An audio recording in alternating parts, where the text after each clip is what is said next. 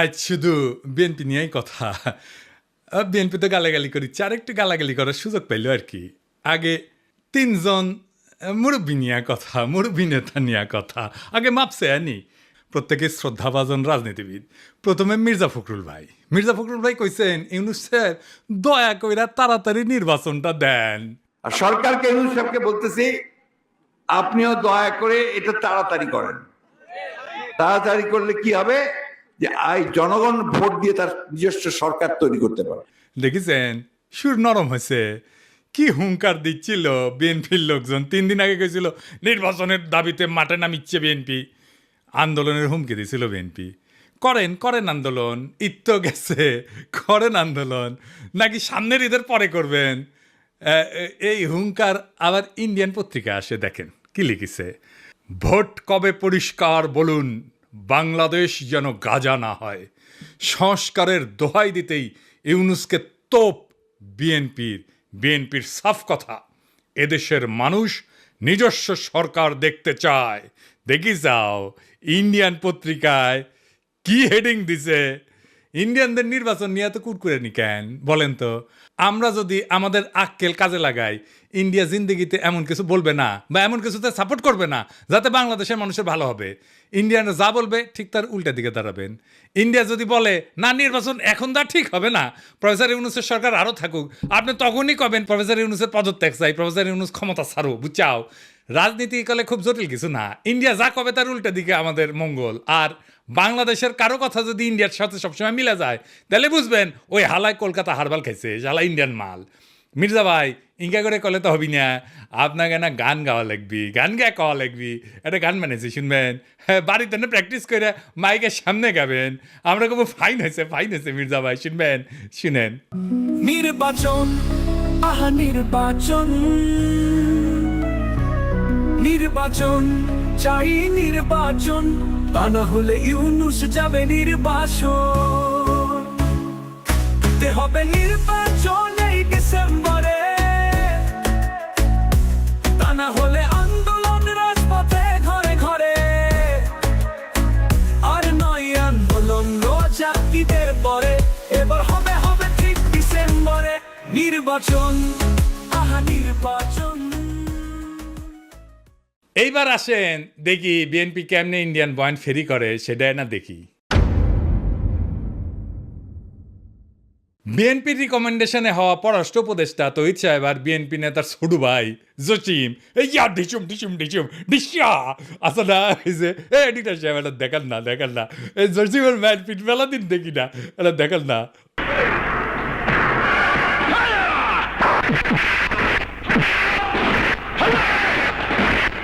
আর দেখি যাও ক্যাঙ্কা হিরোইনছি এই জসিম কইল যে 1971-এর জন্য পাকিস্তানে ক্ষমা চাইতে হবে। তো এটা তো আমি আর ইন্ডিয়ান বয়ান। তো এই পানি পড়া সে কই থেকে আসিছে? ইন্ডিয়া থেকে আসিছে, তাই না? সে একই পানি পড়া মির্জা ফখরুল সাহেব পাইছেন, দেখেন উনি কি বলেন। পাকিস্তান সেনাবাহিনী সেই হত্যাযজ্ঞ করেছিল, তার জন্য আজ পর্যন্ত কিন্তু ক্ষমা চায় নাই। গণহত্যা করেছিল, লক্ষ লক্ষ মানুষকে হত্যা করেছিল, তার জন্য পাকিস্তান এখন পর্যন্ত কিন্তু বাংলাদেশের কাছে ক্ষমা প্রার্থনা করে নাই।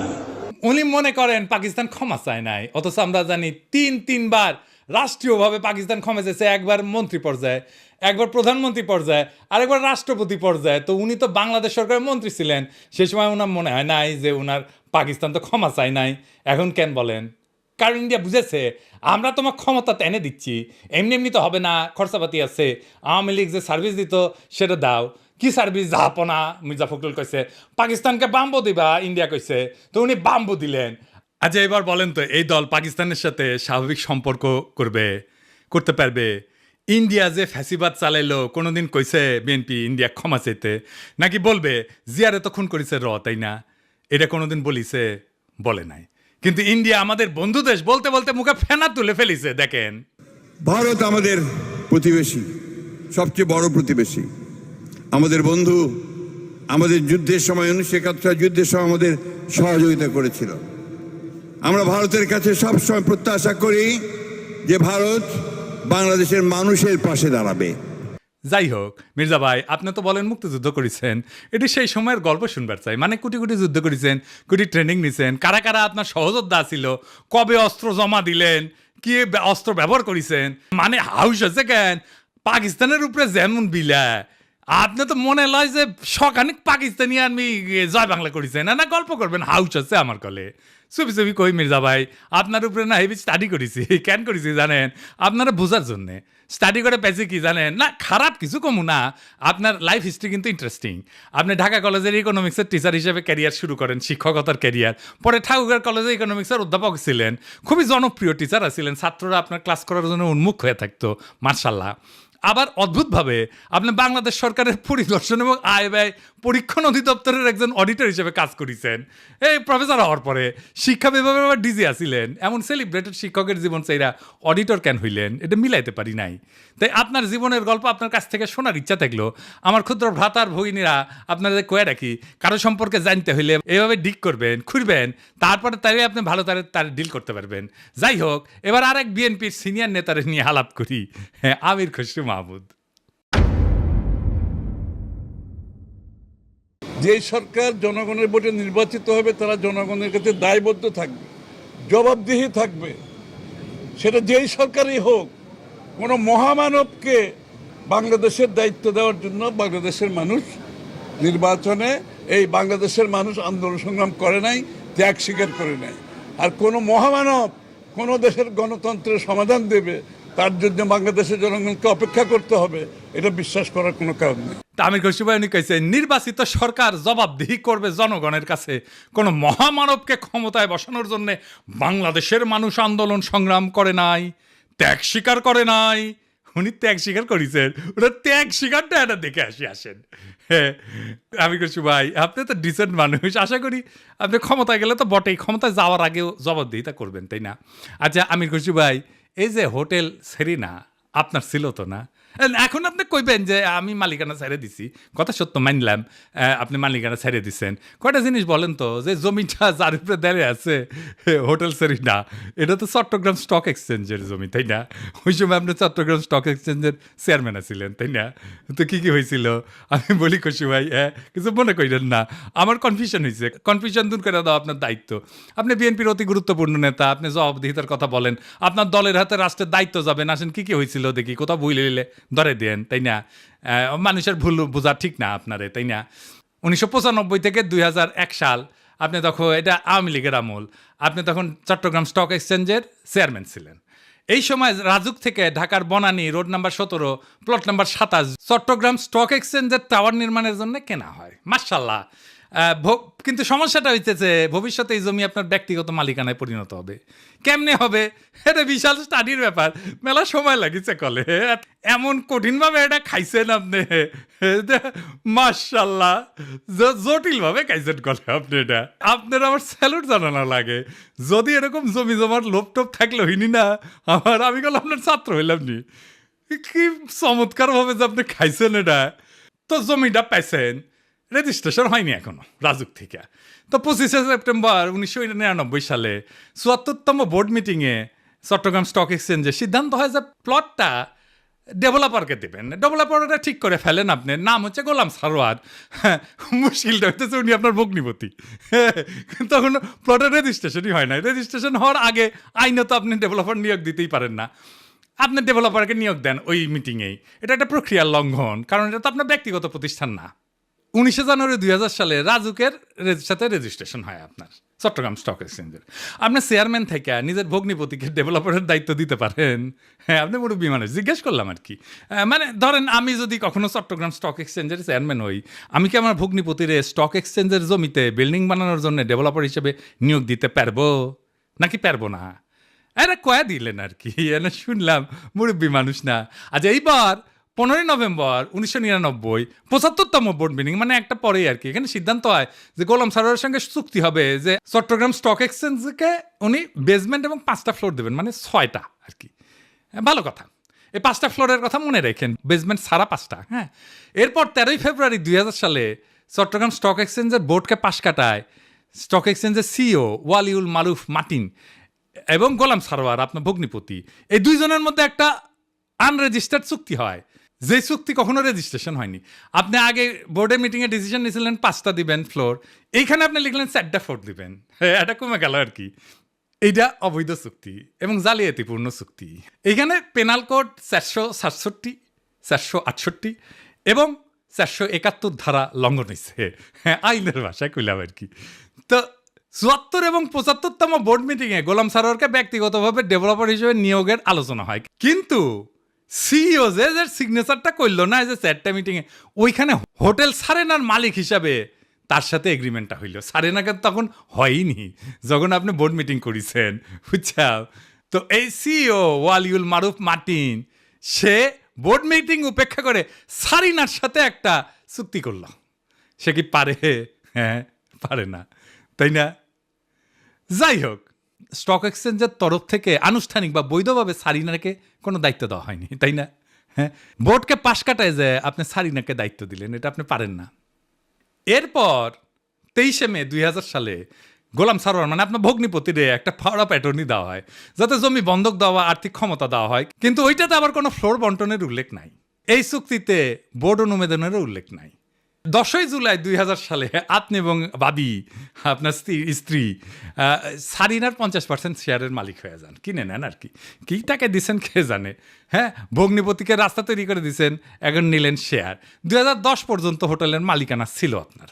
এইভাবে প্রাতিষ্ঠানিক সম্পদকে পারিবারিক ব্যবসায় রূপান্তর করে ফেললেন। এটা একটা জ্ঞাত ষড়যন্ত্র, ইংরেজিত কয় ক্রিমিনাল কনস্পিরেসি। ইংরেজিত যেহেতু কইছে, ঠিকই কইছে। হ্যাঁ, 20শে নভেম্বর 2004 সাল রেজিস্ট্রেশন হয় জমিটার গোলাম সারোয়ারের নামে। অদ্ভুত ব্যাপার। তবে দলিলে সম্পূর্ণ ভবনের উল্লেখ নাই, দামে ব্যাপক গড়মিল দেখানো হয়, এটি সরকারকে রাজস্ব ফাঁকি দেওয়া হয়। দলিলে প্রকৃত দাম না দেখানো পেনাল কোডের 420 সিটিং এই ধারার আওতায় পড়ে। এইবার ভবন নির্মিত হয়, আলহামদুলিল্লাহ। জিলাপি টিলাপি খাওয়া হয়, বিলার টিলার দেওয়া হয়। ভবনের অনুমোদন ছিল কত? 15 তলার। আপনি ভবনটা বাড়াইছেন কত? 20 তলা, 5 তলা এক্সট্রা। 12 হাত কাকুরের 13 হাত বেশি দেখেছি না, সেরকম 15 তলা অনুমোদিত বিল্ডিংয়ের 20 তলা হয়ে যাওয়া দেখলাম আমরা। এটা রাজুকের নিয়ম ভঙ্গ কইরা অবৈধ নির্মাণ, নগর উন্নয়ন আইনের গুরুতর লঙ্ঘন। আর চট্টগ্রাম স্টক এক্সচেঞ্জের 4টা ফ্লোর পরে এটা কমায় 4টা করা হয়েছিল না, সেটা আসলে যে অতিরিক্ত ফ্লোর বানায় দুটো থেকে দেওয়া হয়েছে। মানে মাছের তেলে মাছ ভাজিছেন, পুরা বিল্ডিং আর জমিন মালিক হয়ে গেছে আমির খসরু মাহমুদের পরিবার। বুঝেছাও মজার এই দারুণ চালাকি কইরা এমন একটা জায়গায় আপনি সম্পদ বানাইলেন, কি ফাইন সিস্টেম কইরা। আচ্ছা, খালেদা জিয়া এতিমখানার টাকা সরান নাই, টাকা ব্যাংকে ছিল, কিন্তু উনি নাকি নিয়ম মানেন নাই, তাই উনারে জেলে নিল হাসিনা। আপনার নামে কেন কোনো মামলা হইল না? আপনি তো বলেন আপনার মালিকানা নাই। মালিকানা ছিল তো ওই সময়, এক সময়, তাই না? ওই মালিকানা কি আপনি নিতে পারেন? আপনি ডিউ ডিলিজেন্স করেছিলেন, করেন নাই। আপনি জানতেন না 15 তলার পারমিশন নিয়ে 20 তলা বানানো হয়েছে? হ্যাঁ, তাও তো শেয়ার কিনেছেন। আপনার তো ডিউ ডিলিজেন্সই ধরা পড়ে যাওয়ার কথা। এই সারিনাতেই তো আপনি আবার ফার্মের বাসায় দান্দিক বোকাচোদাদের নিয়ে মিটিং করেন, কমিউনিস্টদের নিয়ে। ইনভেস্টমেন্ট সামিটের টাইমেও মিটিং করেছিলেন। আপনার কি প্রফেসর ইউনুসকে জবাবদিহিতার কথা বলা মানায় আমি খুশি ভাই? হ্যাঁ, আগে দেখতাম মানুষ রাজনীতি করতে এসে গরিব হয়, বাংলাদেশে দেখতেছিস খালি সবাই বড় লোক হয়, বড় লোক হয়, বড় লোক হয়, টেকায় খালি টেকা।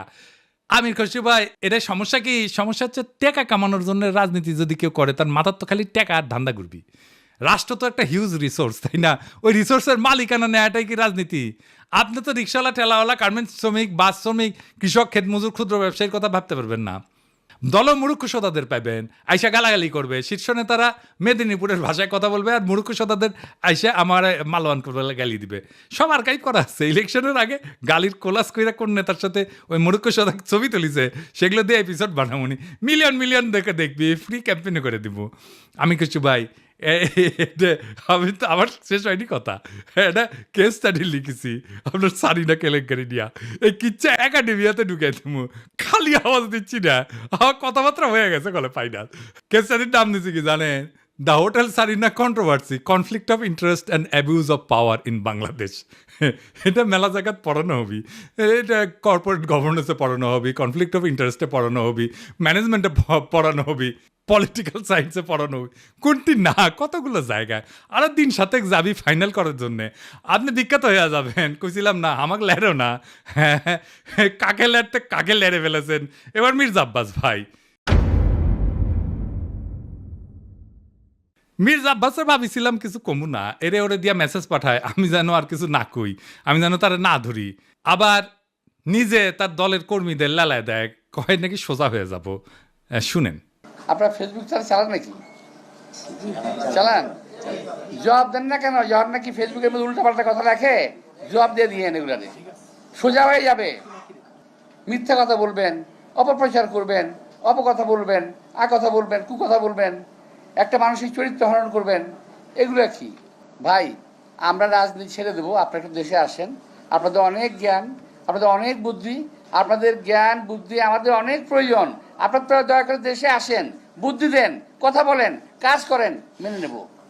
আমরা রাজনীতি করবো না, আপনারা আসেন না। কয় দেশে আসেন, দেশে আসেন, এই কথাটা আপনার দলের ভারপ্রাপ্ত চেয়ারপারসনরা কইতে পারেন না? আমি কি দেশে গেলে আমরা প্রাইম মিনিস্টার বানাবেন? ভারপ্রাপ্ত চেয়ারম্যানরা তো প্রাইম মিনিস্টার বানাবেন, আমারও তো বানাবেন না। দেশে আমারে ডাকেন কেন? উনারে ডাকেন। কয়দিন আগে কইছিল না সংস্কার করলে ছুঁড়ে ফেলে দিবি, আবার কি কইছে? আমি কখনো কই নাই। 2 দিনে কথা ঘুরে ফেলছে। কে সোজা হয়ে যায় দেখি চাও কে সোজা হয়? হ্যাঁ, দেশে দাগ ইচ্ছে যে ভাবিচ্ছে যে দেশে গেলে দাবরানি দিবি, আমাকে দাবরানি কেমনে দিবি জানেন? এই যে তার দলের নেতা স্কুল শিক্ষকের কলজা টেনে ছিঁড়ে ফেলাতে চায়, দেখি চাও। টানি ছিঁড়ি ফেলবো, একবার টানি ছিঁড়ি ফেলবো তোমার। সেনো তুমি, সেনো চলো, তোমার খারাপ খুব আমাদের একবারে নিশ্চিন্ন করে দিব তোমার। কি বলে কথা বলো তুমি? সেনো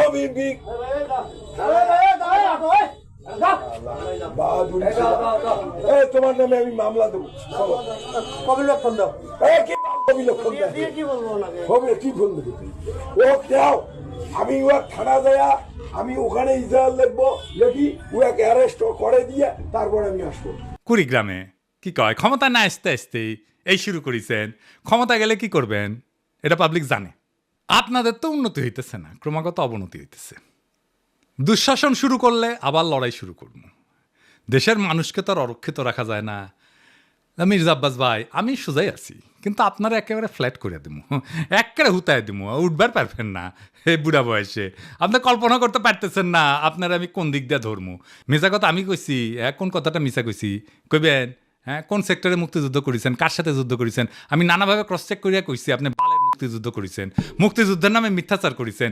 দিন বদলাইছে মির্জা আব্বাস ভাই, শেরের উপরে শোয়াশের আছে। শোনেন মির্জা আব্বাস ভাই, মানুষের 3টা জিনিস ডরায়, এই ডর দেখায় মানুষের শাসন করছেন এতদিন। জানের ভয়, সম্মান হারানোর ভয়, আর সম্পদ হারানোর ভয়। আমার জানের ভয় নাই, সম্মান হারানোর ভয় না, আমার সম্মানই নাই। হ্যাঁ, আপনি কি নিবেন? আর সম্পদ এটাই, এই যে এটা কেড়ে নিতে পারবে না কেউ। আপনার লেসপেন্সারদের পিছে লেগে দিতে পারেন, বালটাও ছিটতে পারবেন না। বাংলাদেশের পলিটিশিয়ানরা দুধে দেওয়া তুলসী পাতা না, সব বিগ শটের আমল নামা বাইর করবো টাই না। এইভাবে এই দুর্নীতি আর দুর্বৃত্তায়নের খাজে খাজে বাংলাদেশের রাজনীতি আজকাল এক অলিক নাট্যশালায় পরিণত হয়েছে, যেখানে দাবি দেওয়া আর আচরণ 2টা ভিন্ন গ্রহে বাস করে। এখানে কেউ মুক্তিযোদ্ধা হয়েও যুদ্ধের ইতিহাস বিকৃত করে, আবার জনগণের শাসনের বুলি আড়ায় চতুরতায় জনগণের সম্পদকে ব্যক্তিগত সম্পত্তিতে রূপ দেয়। আজ যারা ক্ষমতার বাইরে তারা জবাবদিহিতার গান গায়, কাল যখন তারা ক্ষমতায় তখন জবাবদিহিতার ঊর্ধ্বে ওঠায় হয় তাদের অভিষ্ট। রাজনীতি আজ জনগণের না, নিজের ভাগ্য বদলানোর জাদুর কাঠি। আজ যে দল ইন্ডিয়া বিরোধী স্লোগানে জ্বলে ওঠে, তার বয়ানি আবার ভারতীয় লাইন টু লাইন কপি হয়ে ফিরে আসে ঢাকার রাজপথে। যারা বলেন আমরা নির্বাচিত সরকার চাই, তারাই আবার নির্বাচন আগে নয় পরে টাইপের গানের লিরিক গায়। কেন?